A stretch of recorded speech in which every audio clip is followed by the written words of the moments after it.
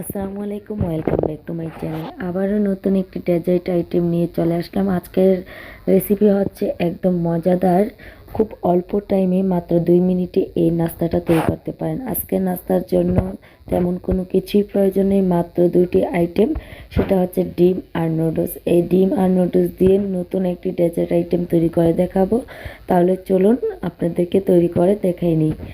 তো আমি একটি কড়াইয়ের মধ্যে এখন পানি দিয়ে দিচ্ছি 2 কাপ পরিমাণ। আমি 2টা নুডলস দিয়ে এটা তৈরি করব। আপনারা চাইলে একটা নুডলস দিয়েও তৈরি করে নিতে পারেন। তো 2 কাপ পানি দেওয়ার পর পানির উপরে আমি মশলা প্যাকেট দিয়ে দিচ্ছি। তো মশলা আমি এখন প্যাকেট খুলে মশলাটা দিয়ে দিয়েছি। এটা হচ্ছে ম্যাগি মশলা। আপনারা চাইলে নুডলসের সাথে যে মশলা থাকে সেটাও দিতে পারেন। তো মশলাটা দেওয়ার পর আমি অপেক্ষা করব পানিটা ফুটে আসা পর্যন্ত।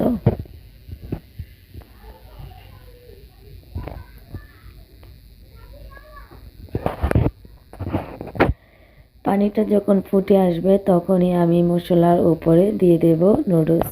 এরপর যে খেয়াল রাখবেন পানি পরিমাণটা যেন বেশি না হয়, তাহলে কিন্তু ঝোল নুডলস হয়ে যাবে। পানিটা গায়ে গায়ে থাকতে হবে, নুডলসটা যাতে সিদ্ধ হয় এরকম পর্যায়ে নুডলসের পানিটা ইউজ করতে হবে। তো আমি এখানে 2টা নুডলসের প্যাকেট দিয়ে দিয়েছি।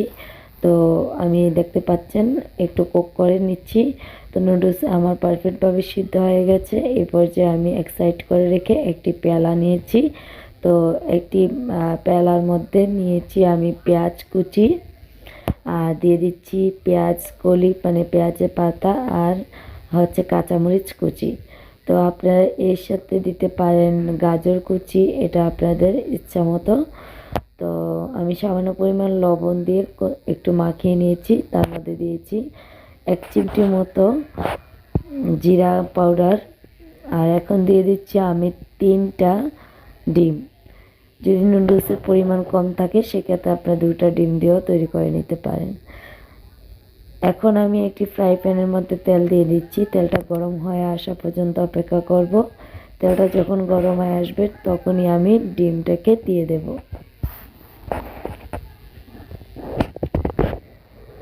তো আমরা যেভাবে সাধারণত আমলেট তৈরি করি ঠিক সেইভাবেই আমি ডিমের মিশ্রণটা দিয়ে দিয়েছি। দিয়ে এখন একটি চামচের সাহায্যে একদম ছড়িয়ে দিচ্ছি।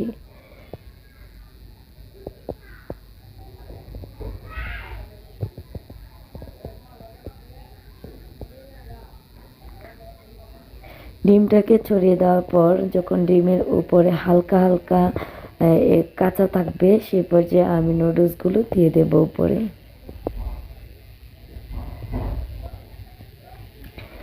নুডলসগুলো দিয়ে দিচ্ছি, দিয়ে একটু ছড়িয়ে দিচ্ছি।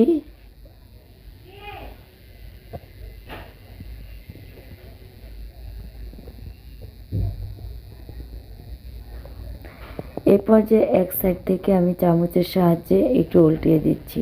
দেখতে পাচ্ছেন খুব সুন্দর একটি নাস্তা তৈরি হয়ে গেল খুব সহজে। এই মজাদার নাস্তাটা কিন্তু খুব অল্প টাইমেই তৈরি করে নিতে পারেন আপনারা, সকাল কিংবা বিকেলে কিংবা বাচ্চাদের টিফিনের জন্য।